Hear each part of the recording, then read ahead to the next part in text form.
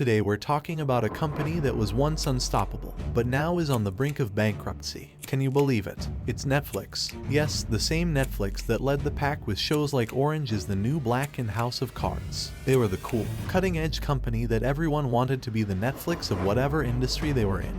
But now, they're struggling to retain relevance and going through desperate measures to turn profitable. How did a company with so much promise lose its power in just a few years? Let's go back to 1997 when Reed Hastings was hit with a $40 late fee for returning a movie late to Blockbuster. He was furious, but that incident sparked inspiration for Reed, who teamed up with Mark Randolph to form Netflix, a way for customers to get DVDs shipped directly to their doorstep.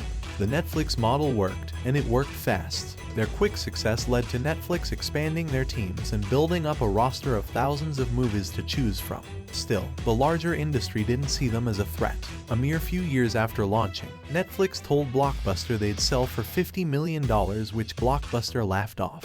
But we all know what happened next. By the early 2000s, both Blockbuster and Walmart realized they were morons. Netflix was what consumers wanted, and the Netflix model was the future. Both companies tried competitive services that ultimately failed as Netflix continued their rise to glory. By 2007, Netflix had a new thought. Why don't we utilize high-speed internet to offer more titles to our customers? That's when Netflix 2.0, the Netflix you know now, came into the fold.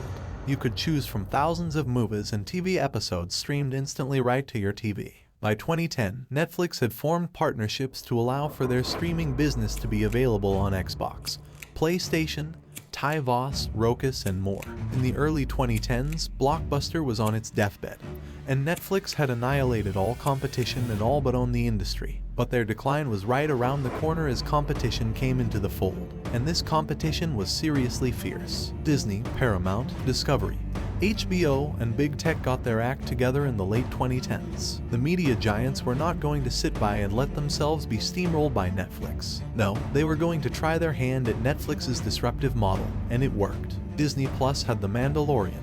HBO Max had The Undoing. Quality content was everywhere. Now, don't get me wrong, Netflix has been a game changer in the entertainment industry. They were the first ones to lead the way with streaming, and boy, did they do it right. But now, everyone and their mother wants in on the streaming game.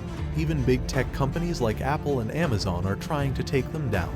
And to make things worse, some of these companies are even pulling their content off of Netflix and making their own streaming services. I mean, come on guys, that's just not fair. And it's not just the competition that's hurting Netflix. They recently announced that they lost subscribers for the first time in a decade, and they're expecting to lose even more. That's got to hurt. And the worst part is, their share price took a major hit too, losing $50 billion in just a couple of days. Ouch. To make matters worse, Netflix is now cracking down on password sharing and raising their prices again. I mean, seriously, love is sharing a password, remember. But hey, they need to make more money somehow, right? They're even considering introducing a cheaper subscription plan with ads on it. I don't know about you guys, but that just doesn't sit well with me. But to be fair to Netflix, they're not doing all of this to be greedy. They're just trying to keep subscribers who want lower priced options and invest in making more original content. The real problem is that the quality of their shows isn't as good as it used to be. They're throwing absurd amounts of money at content. But is it really worth it? And even when they do make a good show, they seem to cancel it too early. I mean, what's up with that? And let's not forget, their competitors have much bigger back catalogs of content that people already love. Disney Plus hit their subscriber target way ahead of schedule, and they're doing even better than expected.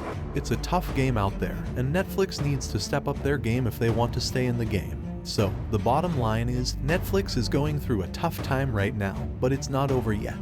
They still have a huge customer base, and they have some great shows and movies in the works. Maybe they can turn things around and become the Netflix of old. Only time will tell. Let me know in the comments what you think about Netflix and if you're still a subscriber. Until next time, peace out. Thanks for watching, and don't forget to subscribe.